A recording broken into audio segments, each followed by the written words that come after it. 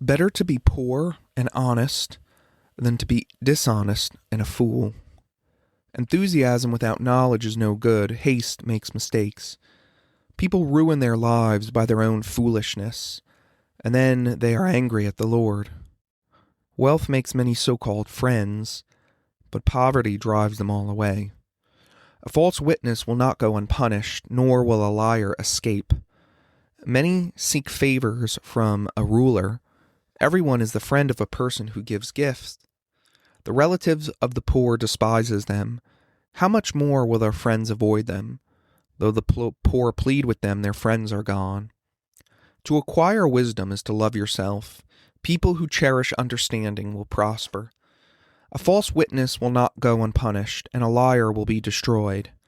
It isn't right for a fool to live in luxury, or for a slave to rule over princes. Sensible people control their temper. They earn respect by overlooking wrongs. The king's anger is like a lion's roar, but his favor is like the dew on the grass. A foolish child is a calamity to a father. A quarrelsome wife is as annoying as constant dripping. Fathers can give their sons an inheritance of houses and wealth, but only the Lord can give an understanding wife. Lazy people sleep soundly, but idleness leaves them hungry. Keep the commandments and keep your life. Despising them leads to death. If you help the poor, you are lending to the Lord, and he will repay you. Discipline your children while there is hope. Otherwise, you will ruin their lives. Hot-tempered people must pay the penalty. If you rescue them once, you will have to do it again.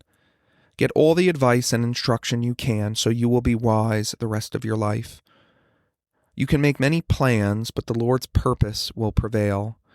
Loyalty makes a person attractive. It is better to be poor than dishonest. Fear of the Lord leads to life, bringing security and protection from harm. Lazy people take food in their hand, but don't even lift it to their mouth. If you punish a mocker, the simple-minded will learn a lesson. If you correct the wise, they will all be wiser. Children who mistreat their father or chase away their mother are an embarrassment and a public disgrace. If you stop listening to instruction, my children, you will turn back on knowledge. A corrupt witness makes a mockery of justice. The mouth of the wicked gulps down evil. Punishment is made for mockers, and the backs of fools are made to be beaten. One thought. There are a lot of hard choices that we have to make in life. But arguably one of the most difficult things that we can be confronted with is allowing someone to face the consequences of their own choices. If you're a parent listening to this, you know how hard this can be. You see your child, maybe they're struggling with something, and you just want to step in and alleviate their pain. Or maybe you see your child making not so great choices, and you want to give them a warning, hey, don't do that, but you know, if they don't learn from their own mistakes, they may make even worse mistakes or never learn it in the first place. We are so often tempted to go into rescue mode with people. Even at our work, we can see a coworker struggling and immediately want to step in and fix the problem or show them what to do or just do it for them. We think, it's just easier if I do it myself. But going into rescue mode will often stunt someone's own growth, and it often really just is not profitable. As Proverbs 19:19 shows us, it says, a hot-tempered person must pay the penalty. If you rescue them once, you'll have to do it again. Solomon uses the example of an angry person, someone who is hot-tempered.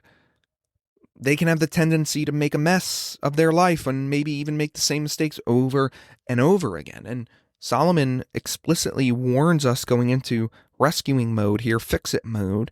If you rescue them once, you'll have to do it again. If you get involved trying to mitigate the consequences of their anger, you'll just have to do it again and again and again. So sometimes the best thing you can do for someone is to allow them to fail. Allow them to suffer the consequences. because failures are opportunities for growth if a person will learn from them. And so I think this passage confronts us with two piercing questions to consider. One, when are you tempted to go into rescue mode with someone?